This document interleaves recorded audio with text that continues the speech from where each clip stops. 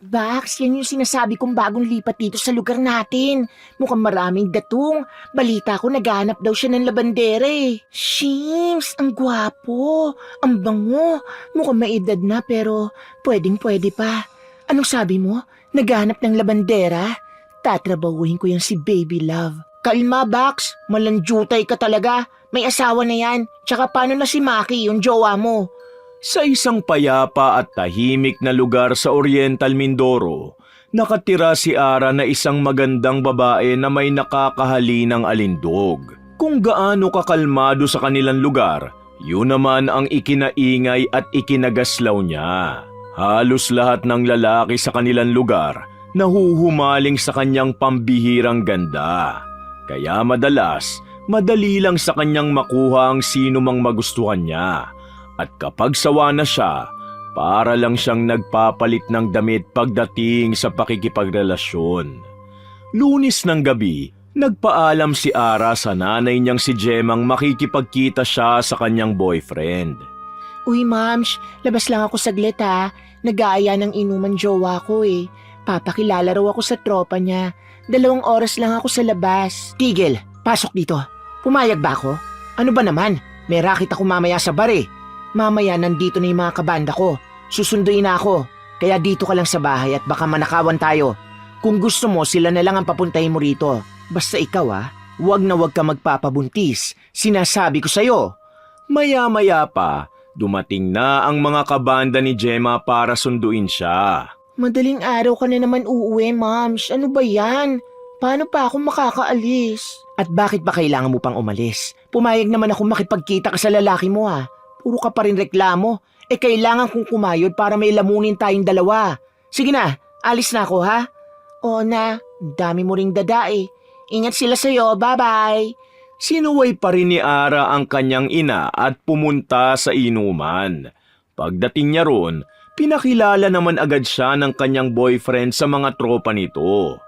Wala lang sa kanya kahit mag-isa lang siyang babae roon. Komportable pa nga siya sa presensya ng mga kasama niya. Nang halos maubos na nila ang inumin nilang beer, nagpasya ang boyfriend ni Ara na bumili ng dagdag na alak. Sinamahan naman siya ng kanyang mga barkada habang si Ara ay nagpaiwan kasama ang isa pang kainuman nila na si Brian. Uy, Bray, pahingi naman ako ng yosi mo. Mukhang ang sarap hit-hitin yan eh. Hinit-hit ni Ara ang sigarilyo habang tinitingnan niya ng malagkit si Brian. Kumindat ito at kumagat-labi na parang inaakit niya ang lalaki. Nang matapos ang inuman session nila, dumiretso muna si Ara sa bar na pinagtatrabahuhan ng kanyang ina bilang isang showband singer. Natunghayan niya kung paano mag-perform ang kanyang nanay. Todo kembot ito habang kumakanta. Naghiyawan naman ang audience na parang nabubuhayan sa kanilang pinanonood. Maputi at makinis din kasi si Gemma. May balingkinitang katawan at mahabang buhok. Hindi lang basta maganda si Gemma. Magaling din siyang kumanta at sumayaw. Bilib na bilib ang mga nakakapanood sa kanya dahil sa galing niyang bumirit. Para kasing mala Lady Gaga ang kanyang dating. Total performer talaga. Hindi na nagpakita si Ara sa kanyang ina dahil siguradong sermon lang ang kanyang aabutin. Kaya nagpasya siyang umuwi na lang at magbabad sa FB hanggang madaling araw na umuwi ang nanay niya. Pagpatak ng 2:00 ng madaling araw, nagtahulan ng mga aso ng kapitbahay kaya napasilip sa bintana si Ara. Nakita niya ang kanyang inang nakikipaghalikan sa kabanda nito. At maya-maya lang, pumasok ng mag-isa ang kanyang ina sa bahay. Sarap ng halikan nyo, Naya. Jowa mo ba yon? Bago Hindi, drummer ng banda namin yon. Ang hot, di ba? Malay mo, kapag maging okay ang relasyon namin, baka pakasalan niya ako. Di may tatay ka na. Asa ka pa, hindi ka naman nagseseryoso sa mga lalaki Pinaglalaroan mo lang sila. Pustahan tayo, iba na naman jowa mo sa susunod na buwan. Hindi ko sila nakakatuluyan kasi hindi lang sila ang tamang lalaki para sa akin. Tsaka sa ganda kong to, hindi naman ako mauubusan ng lalaki. Ewan ko sa'yo, Mams. Makatulog na nga lang. Kinabukasan, nakipagkita si Ara sa kaibigan niyang si Mimi para sa inaalok nitong racket sa kanya. Tumigil na kasi sa pag-aaral si Ara para magtrabaho. Wala naman talaga siyang regular na trabaho dahil mas gusto niyang parakit-rakit lamang siya para kontrolado pa rin niya ang kanyang oras. Hi, Bax. Kumusta? Balita. Buti naman nagpakita ka sa akin. Eto, maganda pa rin. Nga pala, Bax, kita mo ba yung lalaki na yun? Yan yung bagong lipat dito sa lugar natin. Tingnan mo, ang gara ng kotse. Yayamanin talaga. Naghahanap daw yan ng labandera. Gym mo na, Bax. Huwag na umarte, pera din yan. Sheesh! Ang gwapo, ang laki ng katawan. Parang kaya-kaya akong protektahan. Push na mi, Bax. Sarap naman ang amo ko eh. Uy, kalma lang, Bax. Hindi ka pwedeng umeksena. May asawa na yan si Sir. Tsaka, tigil-tigilan mo na nga yung kakakirengking mo. Kawawa naman yung jowa mo. Sino? Si Maki? Ayoko na ron. Nakakasawa eh. Mamaya makikipag-break na ako sa kanya. Pag-uwi ni Ara, nadatnan niyang nakahilata pa sa kama ang kanyang ina kahit tanghali na. Siya na lang ang nagluto ng pananghalian nilang dalawa. Nagprito siya ng tinapa at itlog. Nagpisat na rin siya ng kamatis na paborito niyang kapares ng tinapa. Tapos noon ay ginising na niya si Gemma para mananghalian. Habang kumakain sila, biglang may dumating na mga pulis. Inaaresto si Gemma dahil nakita raw sa CCTV na ninakaw niya ang mga alahas ng boss niya sa bar. Sandali lang po, sir. Nay, totoo ba? Bakit mo naman ginawa yun? May kinakain pa naman tayo. Walang-wala na ba tayo, Nay? Patay gutom ka ba? Ginawa ko yun para sa atin, gaga. Para sana hindi na ako kumanta at gumiling-giling sa harap ng mga manyakis gabi-gabi. Eh wala eh. Minalas-malas. Nahuli. Sige na, sir. Sasama na ako ng maayos sa inyo. Dismayado si Ara sa nangyari. Ngunit wala naman siyang magawa. Kailangan niyang humanap ng paraan para mapiyansahan niya si Gemma. Kaya hindi na siya nag-alinlangan at pumunta na siya sa bahay ng bagong lipat na lalaki. Nagpaganda siya at nagsuot ng damit na kitang-kita ang maputi niyang legs at hubog ng katawan. Tao po! Magandang araw! Hi, yes? Anong kailangan mo? Hello, sir. Ako si Ara. Naghahanap daw kayo ng labandera. Gusto ko po sanang mamasukan sa inyo. Sige, pasok ka. Oh yes, naghahanap nga ako. Kung ayos lang sa'yo, pwede ka nang magsimula ngayon. Talaga po, sir. Thank you po. Ang laking tulong nito sa akin. Napayakap si Ara sa lalaki. Okay, sige. No problem. Pwede ka rito pumunta 3 beses sa isang linggo. Lunes, Miyerkules at Sabado. 4K ang sahod mo. At tuwing Sabado mo makukuha. Ayos lang ba sa'yo? Ayos na ayos po, sir. Magsisimula na po ako ngayon. Maraming salamat po ulit. Habang naglalaba si Ara, biglang nag-chat ang kanyang boyfriend na si Maki. Nabuisit lang si Ara dahil nagyayaya na naman ang inuman ng jowa niya. Kaya naman ura-urada na itong hiniwalayan ni Ara. Ayoko na sa'yo, Maki. Hiwalay na tayo. Napakadirekta lang ni Ara sa pakikipaghiwalay. Walang drama at walang mahabang usap-usap. Ni wala nga siyang binigay na eksplanasyon. Pagkatapos niya maglaba, nagpaalam na siya kay Sandro. Sir, tapos na po ako maglaba. Sige, pwede ka nang umuwi kung ganon. Ingat ka ha. Or pwede rin po akong magstay muna para may kasama ka. Joke lang, ang laki-laki kasi nitong bahay mo tapos mag-isa ka lang. Nasa Sikihor kasi ang asawa ko. Umuwi muna sa kanila para alagaan yung nanay niyang may sakit. Biglang umulan sa gitna ng kanilang pag-uusap. Ay, ano ba yan? Wala pa naman akong dalang payong. Eto Ara, gamitin mo muna.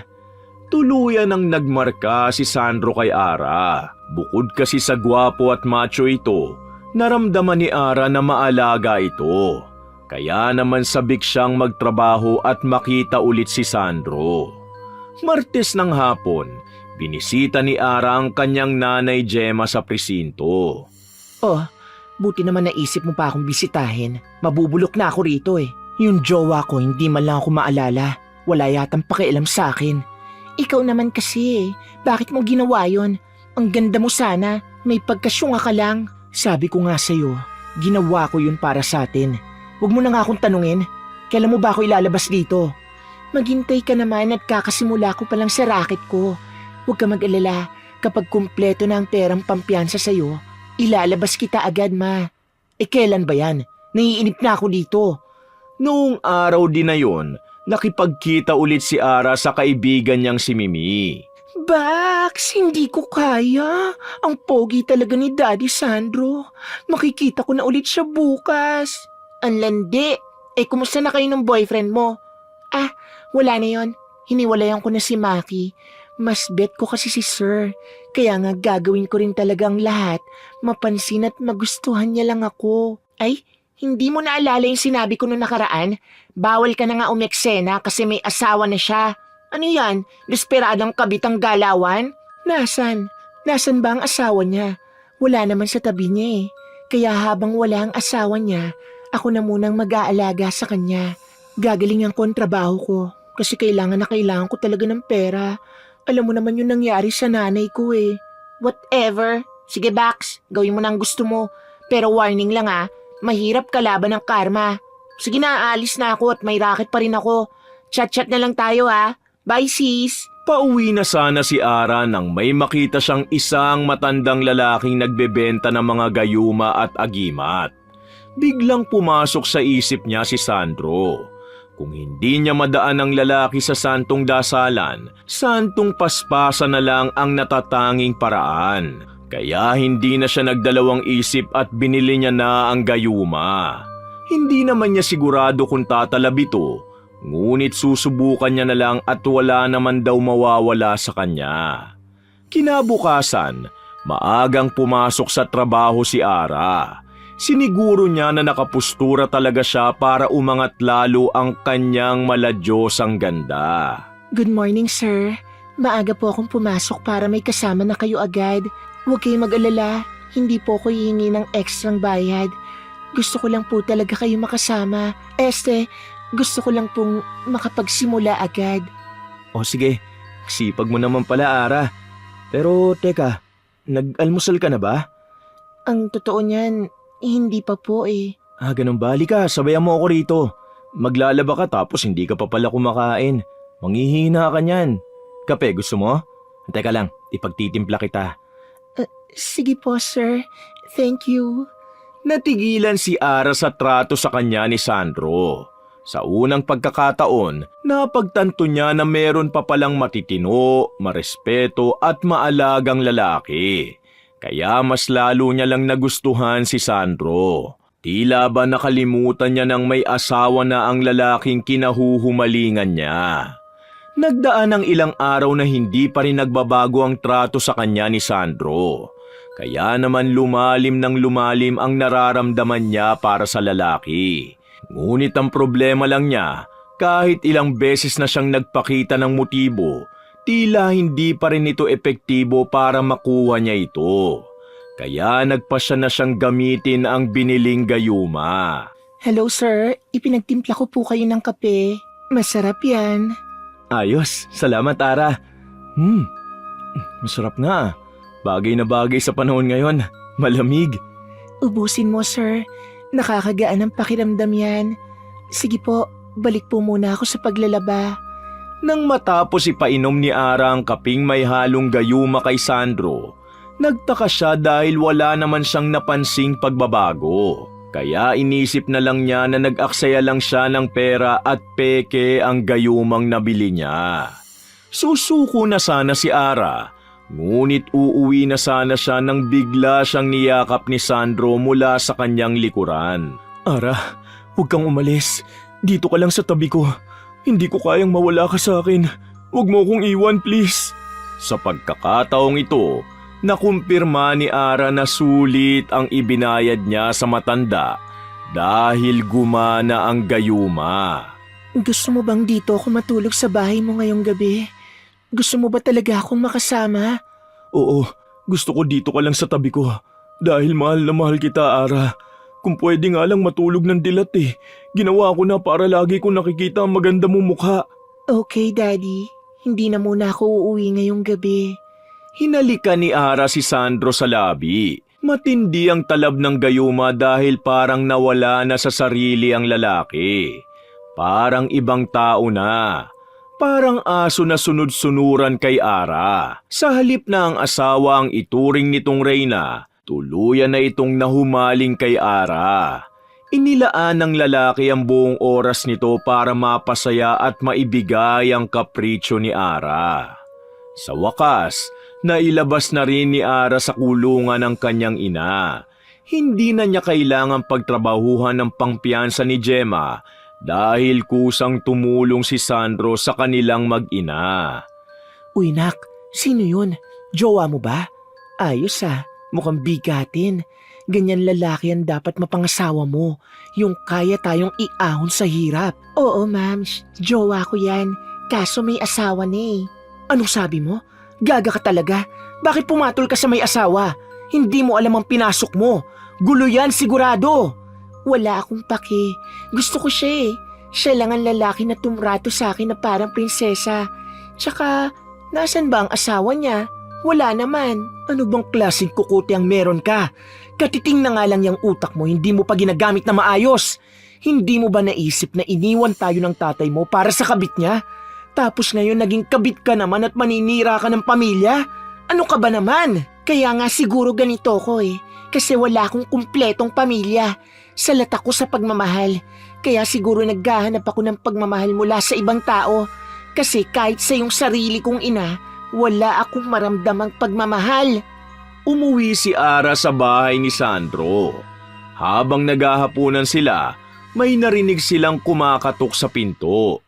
Nang pagbuksan nito ni Sandro, laking gulat niya nang bumungad sa kanyang harapan ang kanyang asawa na si Anita. Oh, gulat na gulat ka naman yata. Hindi na ako nakapagsabi kasi gusto kitang sorpresahin eh. May dala akong pasalubong sa'yo. Ihain mo na. Nabaling ang atensyon ni Anita kay Ara habang nagsasalita siya. Hi ma'am, ako si Ara. Ikaw po siguro yung kinikwento sa akin ni sir na asawa niya. Nice to meet you po. 9:00 na, 10 oras na ng gabi. Bakit nandito ka pa? At sino ka ba? Ako po yung bago niyong labandera. Sige, makakauwi ka na. Salamat. Sige po, babalik na lang po ako ulit. Salamat. Nang makauwi at makapasok si Ara sa kanyang kwarto, pinagbabato niya ang mga unan at nagsisigaw dahil sa sobrang pagkairita. O ano, nakaharap mo na yung asawa. Sinabi ko na sa yung tigilan mo na yung lalaking yan. Makinig ka sa akin. Oo, umuwi na yung Bruhilda kanina. Kung tutuusin, walang-wala yung sa akin eh. Mukhang gurang na, tuyot at kulukulubot ang balat. Hindi siya bagay kay Sandro. Pero kung tutuusin, wala ka ring laban sa kanya dahil siya ang legal na asawa. Kahit anong panlalait ang gawin mo sa kanya, hindi magbabago ang katotohanang kabit ka lang. Wala akong pake! Ako ang mahal ni Sandro! Naglakas loob pa rin si Arang pumunta sa bahay ng mag-asawang Sandro at Anita. Nagpanggap siyang isang mabait at hindi makabasag pinggang babae sa harap ni Anita. Ngunit walang sikretong hindi nabubunyag. Dumating na ang araw na nalaman ni Anita ang kawalang hiyaang ginawa sa kanya ni Ara. Nabisto niya rin na ginayuma ni Ara ang kanyang asawa. Kaya nagpa siyang gumanti ang babae at nagpanggap na wala siyang alam. Good morning, Ma'am Anita. Magsisimula na po ako ha. Sige, walang problema. Nasaan po pala si Sir? Ilang araw ko na po siyang hindi nakikita eh.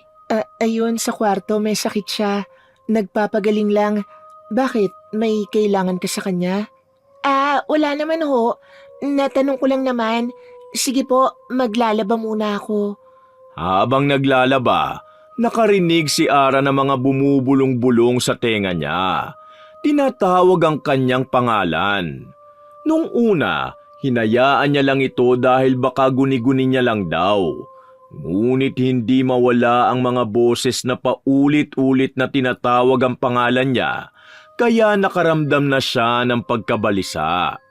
Pagkalipas ng ilang minuto, nilagnat na rin siya at bumigat ang ulo. Tumigil muna siya sa paglalaba upang magpahinga ng saglit. Subalit kahit nagpahinga siya, pasama ng pasama ang pakiramdam niya. Lumapit siya kay Anita para humingi ng tulong. Pasensya na po, pero pwede po bang umuwi na ako? Sa susunod ko na lang po tatapusin ang mga labada ko. Ang sama po kasi ng pakiramdam ko ngayon. Yan ang napapala ng isang ahas na katulad mo. Hindi mo alam kung sino kinakalaban mo. Pwedeng-pwede kitang patayin ngayon. Inilabas ni Anita ang manyikang ginamit niya sa pangungulam kay Ara.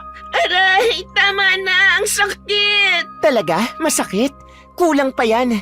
Nagsisimula pa lang ako. Tinusok ni Anita ng karayom ang tiyan at leeg ng manyika.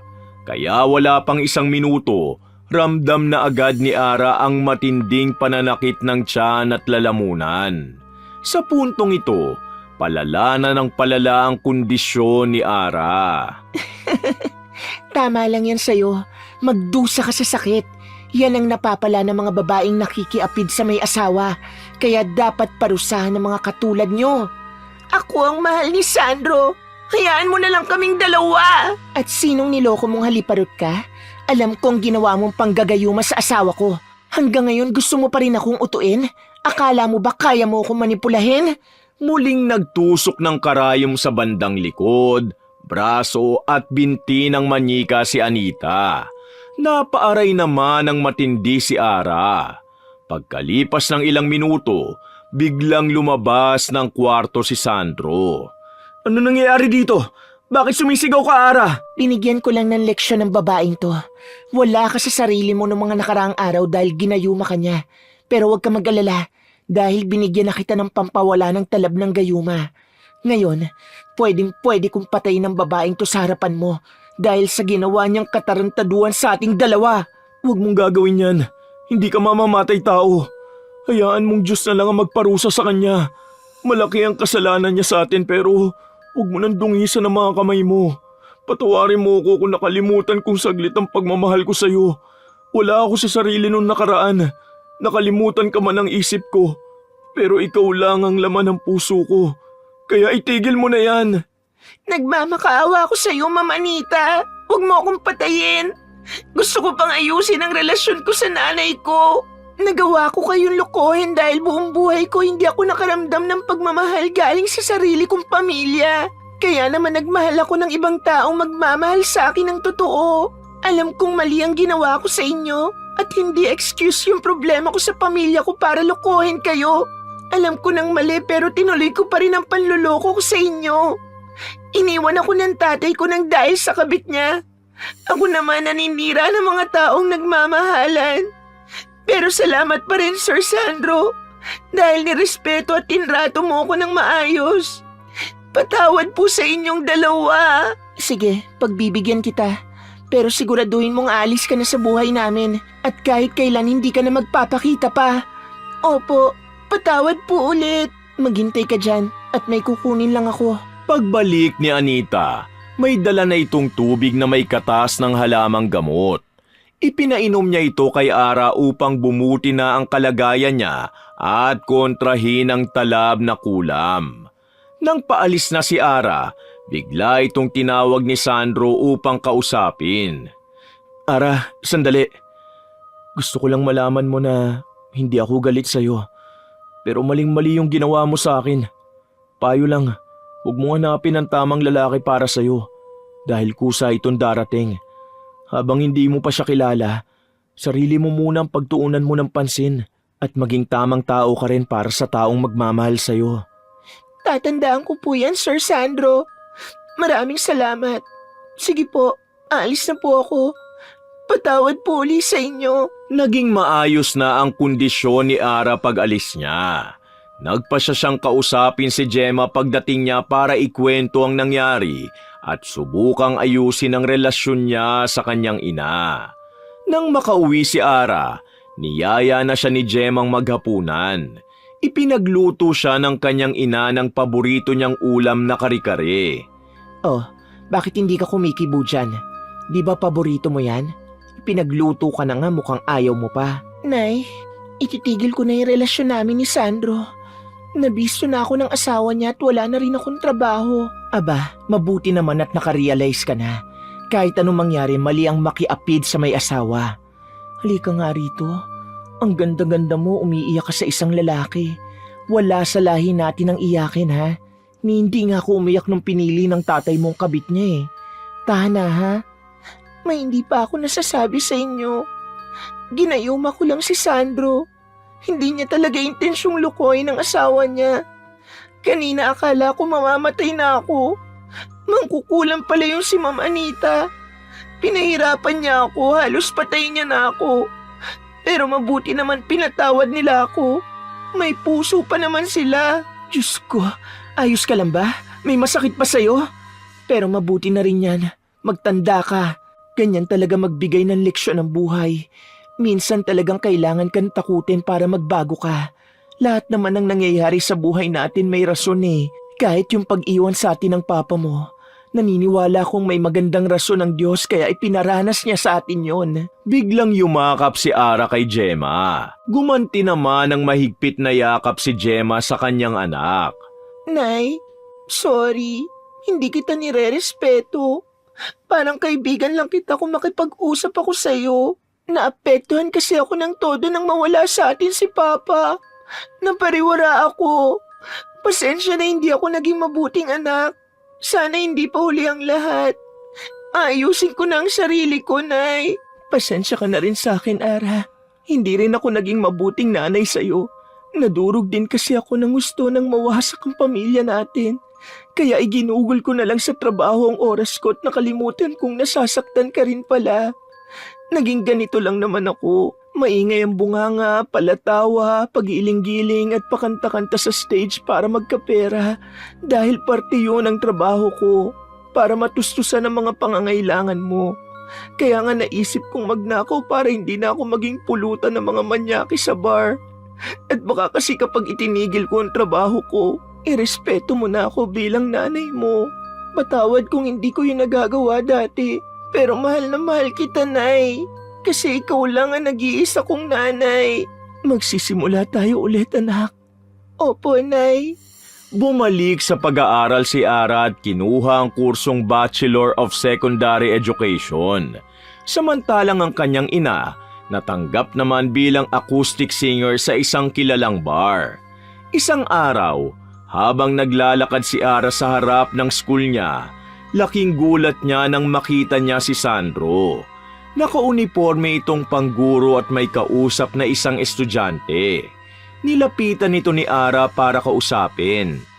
Hello, Sir Sandro. Hindi ko alam, professor ka pala rito. Kumusta ka na? Hi Ara, good to see you. Yes, dito ako nagtatrabaho. Grabe, ang laki ng pinagbago mo. Buti naisip mong ipagpatuloy ang pag-aaral mo. Sakto lang po. Masayahin at medyo madaldal pa rin pero hindi na ako malanjutay. Gusto ko na kasing ayusin ang buhay ko eh. Kaya eto po ako ngayon. Malanjutay? Ano yun? Malandi po, sir. Ikaw talaga. Grabe pa rin yung kaprangkahan mo. Ganun po talaga, sir. Sige po, may klase pa ako. Pasok po muna ako. Kumusta niyo na lang po ako kay Ma'am Anita. Bye po. Bye Ara. God bless. Lumipas sa mga taon na ginugol ni Ara ang kanyang oras sa pag-aaral at laking tuwa niya nang malamang gagraduate siya na cum laude. Agad niya itong ibinalita sa kanyang nanay. Nay, may maganda akong balita sa'yo. Tignan mo to. OMG, gagraduate kang cum laude. Mga kapitbahay, cum laude ang anak ko. Sobrang proud ako sa'yo, anak. Ay, yan. Kailangan talaga ipagsigawan. Kailangan malaman ng mga kapitbahay. Pero maraming salamat sa suporta at pagmamahal, Nay. Aakyat ka sa stage kasama ko, ha? Oo naman, yes. Hindi ko palalampasin ang pagkakataong yan. Rarampa tayong dalawa, anak. Winner! Nang makagraduate si Ara, nakapagtrabaho naman ito agad sa isang private school sa kanilang lugar. At dun niya nakilala si Ramil na kanyang katrabaho. Matyaga siyang niligawan ni Ramil ng halos 1 taon. Kaya nagpasya na rin siyang ipakilala ito sa kanyang nanay Gemma. Nay, si Ramil po, boyfriend ko. Katrabaho mo ba ang lalaking to? Aba, mukhang matino ah. Iho, isa lang naman ang gusto ko para sa anak ko. Ang mahalin mo siya ng buong buo. Huwag mo siyang lolokohin kundi lagot ka sa akin. Ako makakalaban mo. Huwag ka mag-alala, hindi naman nangangagat yan si Ara kaya safe ka dyan. Nay naman! Joke lang, ito naman. Pero sana maaasahan kita ha. Mahalin mo ng totoo si Ara. Siguro naman alam mo ng lahat ng pinagdaanan niya. Hindi madali. Kaya tulungan mo na lang akong ihil at mahalin siya. Welcome sa pamilya namin. Sa kasalukuyan, masaya si Ara sa piling ni Ramil. Parang isang reyna kung alagaan ni Ramil si Ara. Ganon din naman ang isinusukling pagmamahal ni Ara sa kanyang kasintahan. May mga pagkakataong hindi sila nagkakaintindihan dahil sa pagkakaiba nila. Ngunit naayos din naman nila kalaunan. Umiikot ang kanilang relasyon sa respeto, tiwala, pangunawa at pagmamahal. Higit sa lahat, ginawa nilang sentro ng kanilang pagmamahala ng Diyos. Isang araw, inimbita ni Mimi si Ara sa kanyang birthday party. Hindi na nakatanggi pa si Ara dahil magtatampo raw sa kanya ang kaibigan kung hindi ito makakapunta. Nagpaalam si Ara kay Mimi na isasama niya ang kanyang nobyo sa party. Pumayag naman si Mimi dahil gusto niya rin daw makilala si Ramil. Tinawagan ni Ara si Ramil upang ipaalam na inimbitahan siya ng kaibigan at balak niyang isama ang kanyang boyfriend sa party. Pumayag naman si Ramil para makilala naman daw niya ang mga kaibigan ni Ara. Bandang 7:00 ng gabi nang dumating sa party ang magkasintahan. Agad namang ipinakilala ni Ara si Ramil kay Mimi. Bax, happy birthday. Ito palang gift ko sa'yo. Uy, salamat Bax ha. Mukhang mamahalin to ah. Bigating ka na talaga ngayon. Hindi naman. Oh, ito nga pala si Ramil, boyfriend ko. Ramil si Mimi, sisterette ko. Matagal ko ng kaibigan yan. Mimi, si Ramil, ang pinakamamahal kong boyfriend. Hi Ramil, nice to meet you. Pasensya ka na rito sa kaibigan ko ha. Mabait naman to eh. Nangangagat lang to paminsan pero super bait nito at maganda pa. Kaya swerte ka rito. Uy, swerte rin ako kay Ramil. Regalo nga siya ni God sa akin eh. Kailan ka pa ganyan magsalita? Kailan ka pa naging corny? Nakakakilabot ka. Ganyan talaga, Bax, kapag nagmamahal. Tingnan mo kapag nagka-jowa ka, baka nga mas malala ka pa sa akin eh. Nagpaalam muna si Ramil upang kumuha ng makakain at maiinom. Naiwang magkausap ang dalawa at biglang may lumapit na gwapong lalaki sa kanila. Nakipagkilala ito kay Ara. Sorry, not interested. May boyfriend na ako eh. Ayun siya oh. Pagtalikod ng lalaki, natawa si Mimi dahil napakalayo na raw ni Ara sa dating sarili niya. Naalala raw ni Mimi na sobrang landi raw ni Ara dati at hindi niya palalagpasin ang mga ganong sitwasyon na may nakikipagkilala sa kanyang gwapo at mukhang mayamang lalaki.